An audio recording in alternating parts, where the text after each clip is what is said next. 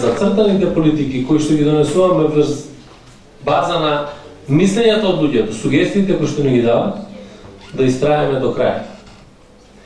И тука ве убедувам во црстината на одлуката на раковството на СДСМ и на коалиционите партнери дека остануваме до крај доследни на овој став. Две работи се битни. Оваа конзистентност и солидарноста која што ја покажува меѓу нас, внатре во раководството, во партијата и така натаму, може да биде гарант дека можеме да бидеме и солидарни со сите проблеми на граѓаните во Република Македонија. Високата цена на струјата, на електричната енергија и на водата и сервисирањето на истите се еден од најглавочливите проблеми на секое домаќинство. Па сведоци сме на исклучување на домаќинства, сведоци сме на исклучување дури на училишта, сега е најактуелно. Моето прашање е дали во програмата има решенија околу високите цени на струја и на вода. Благодарам. Погледнете вечер сите дома кога ќе одете, најдете сметка во 2006, 2007, 2004, споредете ја цената. Ќе видите како систематски, континуирано во овие 8, веќе 9 година навлегуваме како се зголема цената на струјата. Зошто е тоа така? Затоа што Македонија денеска, оваа година, ќе има увоз од странство скоро 50%. Некој во комисијата вела дека ќе оди и над тоа. Што ќе направиме ние? Ние веќе имаме пример. И затоа мене ми е многу полесно да го објаснам тоа. Имаме две локални самоуправи, Струмица и Куманово. И во двете има гасификација.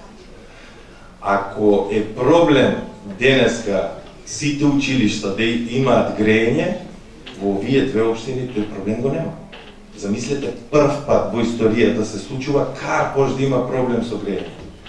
Ни се случува да немаме електрична енергија во училиштата и во градинките. Инаку сакам уште една мерка да не ја заборавам, укината ефтината тарифа и во дневната ефтина тарифа, ние и во кампањата претходно го ветивме тоа дека можеме да одиме со враќање нејзино, како ќе обратиме, што ќе одголемиме домашното производство на електрична енергија. Веројатно ви е познат податокот дека според бројот на респираторните и белодробните заболувања нашата општина е на врвот во Република Македонија. Конкретно мене ме интересира што ќе направите вие на полето на заштитата на животната средина, за да можат граѓаните на Република Македонија, посебно граѓаните на општина Тетово, да го остварат правото на живот во здрава животна средина, здрава средина и правото да дишат здрав и чист воздух.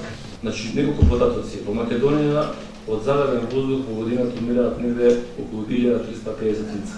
Значи, ова податок не е на СДСМ, ова е податок на Светска банка.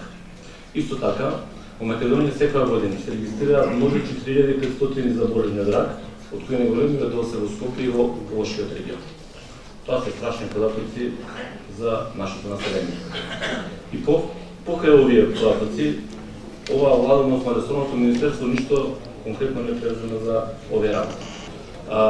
Баш заради таа работа, ние, кога ќе дојдеме на власт, на едно да работите, ќе видите дека на овие големи зарадувачи кои ќе останат, кои нема да ги исполнат овие критериуми, ќе им овозможиме поголеми кредити за да можат да ги исполнат овие стандарди, поставување на филтри или било која друга работа која треба да ја прават. Исто така ќе им овозможиме преку европските фондови да дојдат до средства за постигнување на овие еколошки стандарди во фабриките. И на крајот, за да не изложам дека има многу повеќе мерки во нашата програма за борбата на животната средина, сакам да кажам дека СДСМ сака да интервенира состојбите во животната средина. Не да ги решава откога тие ќе ескалираат. Благодарам. Наставниците во Тетово исто се подложени на разни притисоци од страна на просветните инспектори и тоа на многу, да кажам, лош начин. Значи, тие влегуваат, упаѓаат во училиштата за време на држењето на настава од страна на наставниците, се понашаат буквално како шерифи. Ги деградираат наставниците и тоа се случува пред очите на нашите деца. Па сме загрижени како тоа ќе влијае на психата на децата, како ќе влијае на нивниот развој. И сакам да ве прашам дали вие имате некакво решение како може да се застане на пат на ваквото однесување на инспекторите. Благодарам.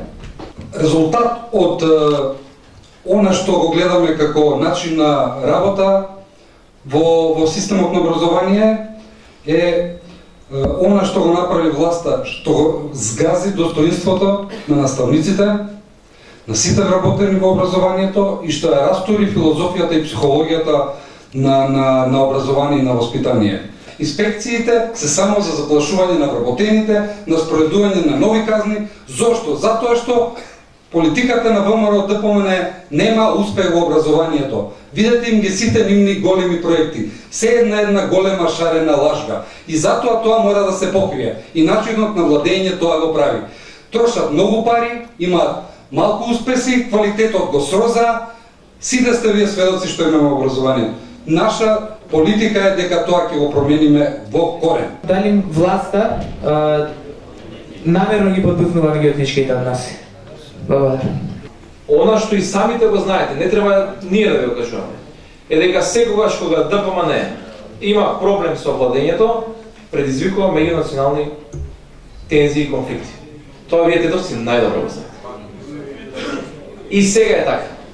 Она што ние го нудиме е заеднички просперитет за сите граѓани, подобрувањето на условите за живот за сите, фер односот кон сите, ќе значи подобри меѓунационални односи. Ние мора, ама сите заедно, и македонци, и албанци, и турци, и роми, и власи, сите заедно, да ја прифатиме честа, дека наша ќе биде одговорноста да се ослободиме од власта на Никола Груевски. Така ќе ги поправиме меѓунационалните односи и така ќе можеме на многу подобар начин. И од оно што сме го правиле порано, и ако имаме големи заслуги за тоа, да ја водиме оваа држава напред. Благодарам.